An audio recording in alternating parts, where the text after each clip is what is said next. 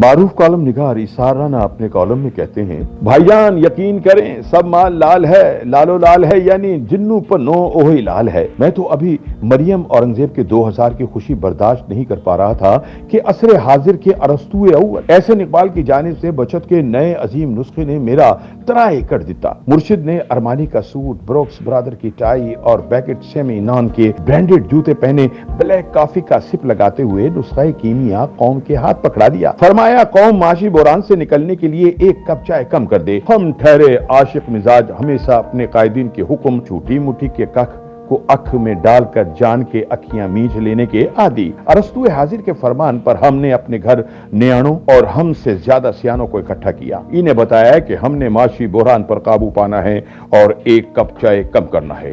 ہماری نکی صاحبزادی اچانک اٹھ کے باہر گئیں اور ہم سب نے ٹھا کی آواز پر اپنے اپنے خوشحال خوابوں سے باہر چھلانگ مار دی۔ بیٹی آئی تو ہم چونکہ بیگم کی موجودگی میں ایسے ہی خاموش رہتے ہیں جیسے امریکی صدور کے سامنے ہماری غیور وزرائے اعظم۔ بیگم نے ایک نظریہ ضرورت کی انتہائی ماہر جج کی طرح پوچھا، یہ کچن میں کیا شرلی پٹاخے چل رہے تھے؟ بیٹی بولی، میں نے احسن اقبال انکل کے حکم پر ایک چائے کا کپ کم کر دیا ہے۔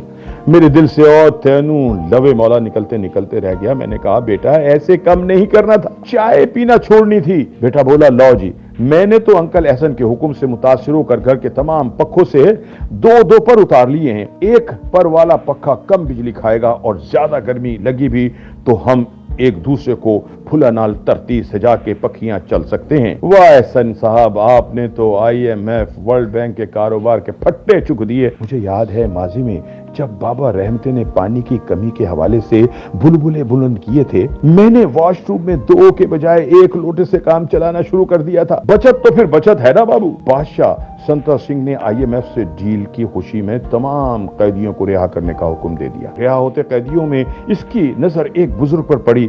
سنتا سنگھ بولا، بزرگو آپ کدوں سے جیل میں ہو؟ بزرگ بولے، بادشاہ سنتا، میں آپ کے والد شہنشاہ بنتا سنگھ کے دور سے قید ہوں۔ سنتا سنگھ کی آنکھوں میں آنسو آ گئے اور حکم دیا کہ بابے نو ڈک لو، اے ساڈے ابے حضور دی نشانی ہے۔ موجودہ حکومت ہمارا احترام اہمی نہیں کرتی، ہم ان کے بڑے بھیا کی نشانی ہیں، لہذا شیر ایک واری چھڈ کے 100 واری پھر بھی آئے تو ہم نے رہنا قید ہی ہے۔ اسار رانا کہتے ہیں، ماضی میں بقرہ عید آتی تھی تو ہمیں ٹینشن شروع ہو جاتی تھی۔ بچے بکرے پر نہیں مانتے تھے اور ہمیں بیل خریدنا پڑتا تھا، پھر قصائی صاحب کی اجرت اور پھر خرچے تے خرچہ۔ شکریہ مریم اورنگزیب صاحبہ، آپ کی وجہ سے عید کھلی ڈلی گزرے گی۔ 5 بیل خریدوں گا، 5 اونٹ، لاتعداد بکرے، 6 ڈیپ فریزر لیے ہیں اور ان کی بجلی کی مسلسل سپلائی کے لیے جنریٹر بھی لے لیے ہیں۔ اگر آپ 2000 روپے نہ دیتی تو اس بار بقرہ عید میں اپنی قربانی کر دینے کا سوچ رہا تھا۔ خیر سے مہنگائی نے پہلے ہی ہمیں بھاں سکھا دی ہے، ٹیکسز نے صفائی کے ساتھ کھل ادھیڑ ڈالی ہے، یعنی توبہ توبہ کرا دیتی تو ظالمہ، آپ کے 2000 نے تو میری قسمت بدل دی۔ میں ان پیسوں سے ایک طیارہ چارٹر کراؤں گا تاکہ قربانی کا گوشت ملک کے مختلف حصوں میں پہنچا سکوں، لیکن سوچتا ہوں کہ اگو وہاں بھی آپ کے 2000 نے لہرا بہرا کرا دی ہوئی تو ہمارے حاتم تائی اپروچ کے بوتھے پر خوشی کی چپیڑے نہ پڑ جائیں۔ یہ بات غلط ہے آپ ہی مریم اورنگزیب، ہم نے تو سنا تھا انا ریوڑیاں ونڈتا ہے تو پہلے اپنوں کے کھیسے پڑتا ہے۔ یہ بات کیا ہوئی؟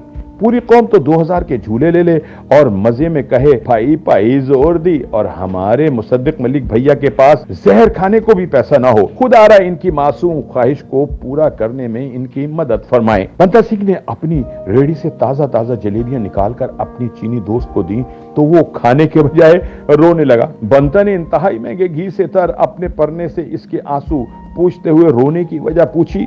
وہ بولا، یہ جلیبیاں نہیں، چینی میں لکھا ہے کہ آپ کی اماں فوت ہو گئی ہیں۔ اگر ہماری حد بات میں فوت کی نظر آتی ہے تو اس میں سنتا سنگھ کی جلیبی کا کیا قصور ہے؟ مرنے والے تو گڑ کھا کے مر جاتے ہیں، خیر غیرت مند شرم سے بھی مر جاتے ہیں۔ جہاز کریش ہو گیا، ایئر ہوسٹس بولی، آپ پیراشوٹ سے باندھ کر چھلانگ لگا دیں، نیچے اتریں گے تو ایمبولینسز کھڑی ہوں گی تاکہ آپ کو فوراً امداد دی جا سکے۔ سنتا سنگھ بنتا سنگھ نے چھلانگ لگائی، سنتا نے پیراشوٹ کھولا تو وہ کھل نہ سکا۔ وہ غصے سے بنتا سنگھ سے بولا، پائیا اے پیراشوٹ نہیں کھل رہا، تو ویکھ لیں تھلے ایمبولینس بھی نہیں ہونی۔ ہم کتنے خوش ہوئے تھے جب وزیر اعظم نے قوم کو بتایا تھا کہ انڈونیشیا سے کھانے کے تیل کے بحری جہاز پاکستان پہنچ رہے ہیں، لیکن یہ شپس امریکی بحری بیڑے کی طرح ابھی تک نہ پہنچ سکے۔ اپوزیشن کہہ رہی ہے کہ چین کے 2 ارب ڈالر بھی ابھی بینکوں میں نہیں آئے۔ میرا یار سنتا بولا، بھائی جان ویکھ لینا حکومت مک جائے گی، افغانستان سے کوئلہ بھی نہیں آنا۔ بہرحال کچھ آوے نہ آوے، اگر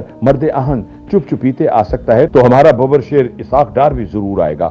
لیکن ہماری ایک بنتی عرف درخواست ہے کہ 73 کے آئین کے تناظر، قانون کی سالمیت اور انصاف کی عصمت کے تحفظ کے لیے خدا را وہ وزیر اعظم کی جس کے طیارے میں اسحاق ڈار ملک سے باہر گئے تھے، واپسی بھی اسی میں ہونی چاہیے۔ آخر یہ ملک طاقتور وڈیروں کا ہے، جنگل ہے، اور جنگل کے اصول کی پامالی نہیں ہونی چاہیے۔